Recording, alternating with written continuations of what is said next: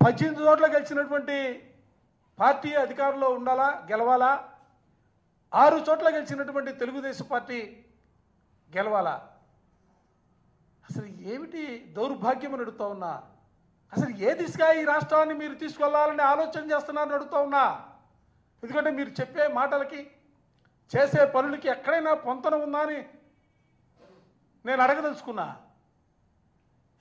విశాఖపట్నంలో చూసుకున్నా, గుంటూరులో చూసుకున్నా, తునిలో చూసుకున్నా, తాడిపత్రిలో చూసుకున్నా, మాచర్లో తీసుకున్నా, ఎక్కడ తీసుకున్నా కూడా సంఖ్యాపరంగా వైఎస్ఆర్ కాంగ్రెస్ పార్టీకి సంపూర్ణమైనటువంటి మెజార్టీలు ఉన్నటువంటి పరిస్థితులు ఉన్నాయి.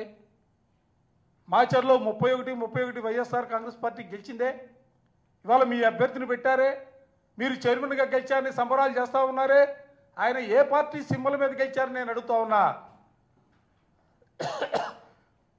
తునికి సంబంధించి 30 స్థానాలు వైఎస్ఆర్ కాంగ్రెస్ పార్టీ ఆ రోజు గెలిస్తే ఇవాళ 28 స్థానాల్లో వైఎస్ఆర్ కాంగ్రెస్ పార్టీ గెలిచినటువంటి అభ్యర్థులు ఉంటే 2 చోట్ల ఓడిపోయిన 2 చోట్ల చనిపోతే ఇవాళ ఖాళీగా ఉన్నటువంటి పరిస్థితులు ఉంటే 28 చోట్ల వైఎస్ఆర్ కాంగ్రెస్ పార్టీ కౌన్సిలర్ని వాళ్ళని తీసుకెళ్ళి ఇవాళ మీరు చైర్మన్గా పెట్టారు. ఏ పార్టీ గుర్తు మీద గెలిచిన వాళ్ళని పెట్టారని అడుగుతా ఉన్నా.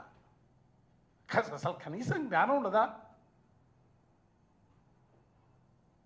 వైఎస్ఆర్ కాంగ్రెస్ పార్టీ గుర్తుపైన గెలిచినటువంటి వ్యక్తుల్ని ప్రలోభపెడతాం, మభ్యపెట్టడం, భయపెట్టడం, ఓట్లు వేయించుకోవడం మాత్రమే కాదు, ఎన్నికల్లో సైతం కూడా వాళ్ళనే చైర్మన్లుగాను నిలబెట్టుకొని వైఎస్ఆర్ కాంగ్రెస్ పార్టీ అభ్యర్థులే గెలిచిన వాళ్ళని మా వాళ్ళుగా ప్రకటించుకున్నటువంటి పరిస్థితులు బహుశా రాష్ట్ర చరిత్రలో ఎక్కడా కూడా, దేశ చరిత్రలో రాష్ట్రంలోగా దేశంలో కూడా ఎక్కడా కూడా చూడవు. ఆంధ్ర రాష్ట్రంలో మాత్రమే ఇటువంటి పరిస్థితులు కనిపిస్తూ ఉన్నాయి.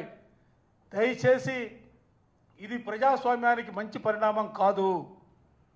ఈ విధమైనటువంటి పరిస్థితులు ఒక పక్క ఉంటే మరో పక్క ఎల్లో మీడియా వాళ్ళకి సంబంధించినటువంటి పత్రిక పుంఖాలుగా వార్తలు రాస్తూ ఉన్నాయి.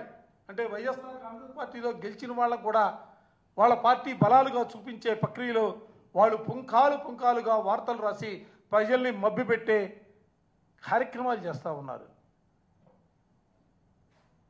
ఇవన్నీ కూడా ఈ పరిపాలన ఏ దిశగా సాగుతుందో ప్రజాస్వామ్యవాదులు, నేను ఇవాళ కోరుకునేది ప్రజాస్వామ్యవాదులందరినీ కూడా ఆలోచన చేయమని చెప్పి నేను ఈ సందర్భంగా అడుగుతా ఉన్నా.